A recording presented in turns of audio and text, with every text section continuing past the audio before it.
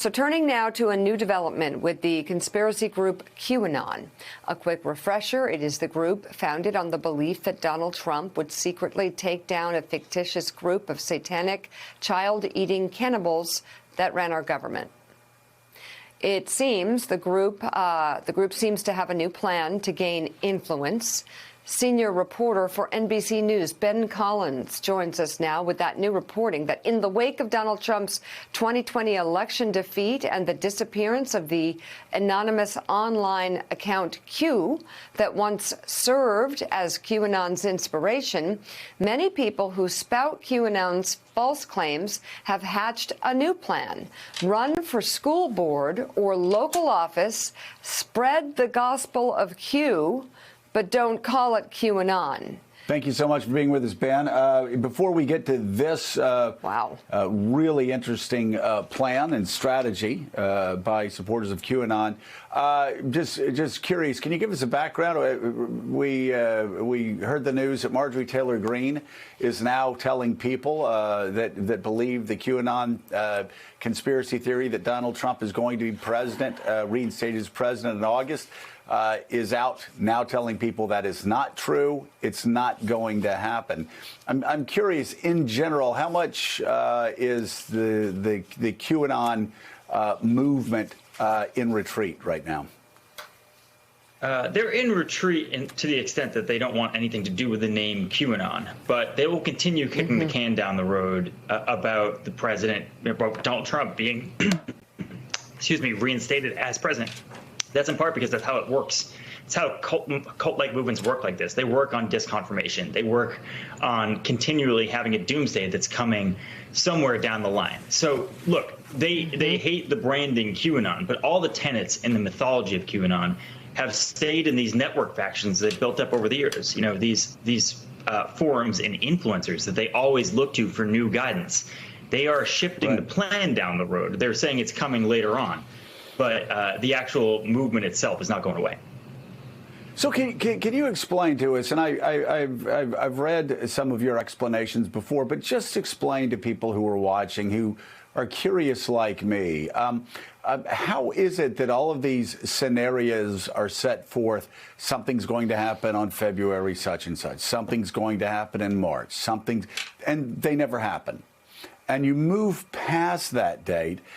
And you would think most people would be humiliated for going on social media and telling the world that an event was going to happen on a date certain. It didn't happen. So then they move it forward a month. It doesn't happen on that date. They move it forward 2 months. It doesn't happen on that date. Obviously, Donald Trump's not going to be reinstated in August.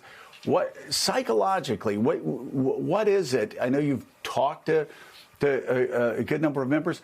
What is it that keeps them moving forward even after they've been proven wrong and been proven gullible time and time again? If you talk to cult psychology experts about this, back in the 60s, there was a cult that had a hard doomsday, right? That they were all going to be taken up into space and everything was going to be fine while Earth got destroyed. That doomsday came and went, but people afterwards got more and more into the belief set that they had done something to push that date back, that they think, hey, we must have been fighting the right war that whole time if we didn't wind up getting raptured here. And that's what QAnon people believe. They believe that they are fighting a long war with the United States government on the internet through digital soldiers, is what Michael Flynn calls them. So they believe they've done something right if, these doomsdays haven't come yet. And it keeps getting pushed down the road. And there's also an element of just human nature here, right? If you've gone all in on something deeply embarrassing, which is what QAnon is, and it doesn't happen over and over again, there's really two options, right? It's either, with your tail tucked between your legs, run back to your family and be like, I guess I wasn't right. Or you can just double and triple down and say, no, I'm right all along. It's all going to come out soon, which is what QAnon believers tend to do. Yeah, so tell us about the plan of QAnon believers to start running for local offices like the school board.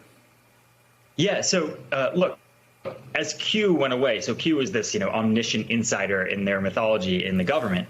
I think most, even QAnon believers think, look, that guy's not coming back. He hasn't posted since December 8th. So we're over 6-7 months of that now.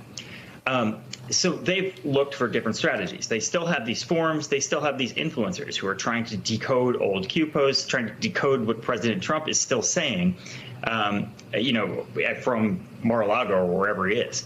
So instead of abandoning that, they have looked to people like Michael Flynn.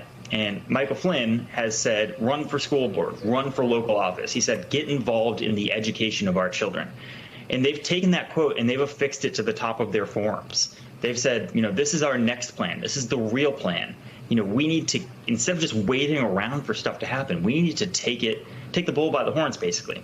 And in some cases, it's working. These are elections where, 100-something votes can win.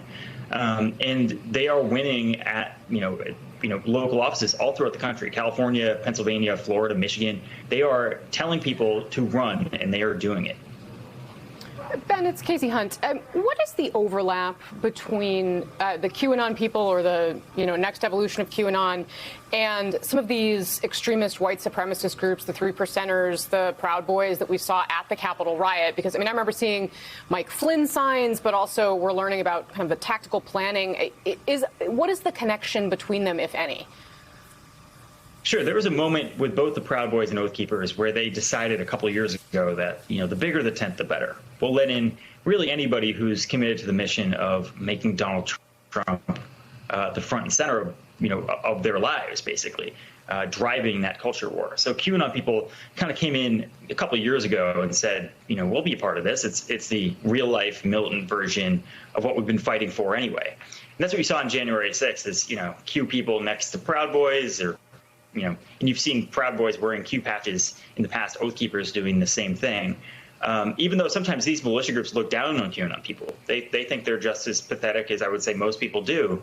But they will allow them in because it's numbers. It's just sheer force. And they have a lot of ideological agreements about culture war issues. So that's where you see it. After the 6th, these groups started recruiting in those Q spaces, realizing that, these people might want to take their fight more public. And that's what's happened. As QAnon has dissolved a little bit, the Q followers have found more actionable spaces to take out their grievances. Mike Barnicle's with us and has a question. Mike. So, Ben, the other day I came out of the supermarket on Nantucket Island, and I found that I was parked next to a car that had a QAnon bumper sticker on it. Now, I'm certain that there are not people walking around on Nantucket Island wearing Q T-shirts.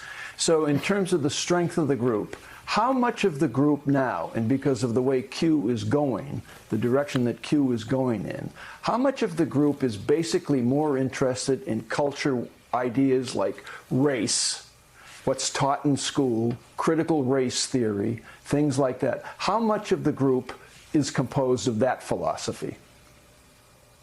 First of all, Mike, you're right. This isn't a blue state, red state thing. You see this all throughout the country, and you see it. QAnon has invaded yoga groups on Facebook and in real life. Anywhere there's sort of fringe ideology, and yoga is not one of those things, but anywhere you can get like maybe alternative medicine, they will find a way in. So it's not a strict, it doesn't go by ideological borders at all. So that's one thing. But with the critical race theory stuff. It's opened up a new public platform in school board meetings to make YouTube videos, to go up there and to get the crowd riled up. Our story is, foundationally, there's a guy in Florida who went up there and talked about, the Hollywood pedophiles that are carrying away our children at these school board meetings. And a lot of people were at the school board meeting to talk about critical race theory. It just adds to a laundry list of grievances and complaints that people have with school boards, whether it be about mask mandates, critical race theory, or now just generalized QAnon stuff. They can talk about any of that stuff, any of the conservative culture war stuff. There's a podium for that at your local school board, and it'll get uploaded to YouTube afterwards. You can share it on your own Instagram page. That's where we're seeing this overlap. All right. NBC's Ben Collins, thank you so much for your reporting. We greatly appreciate it as always.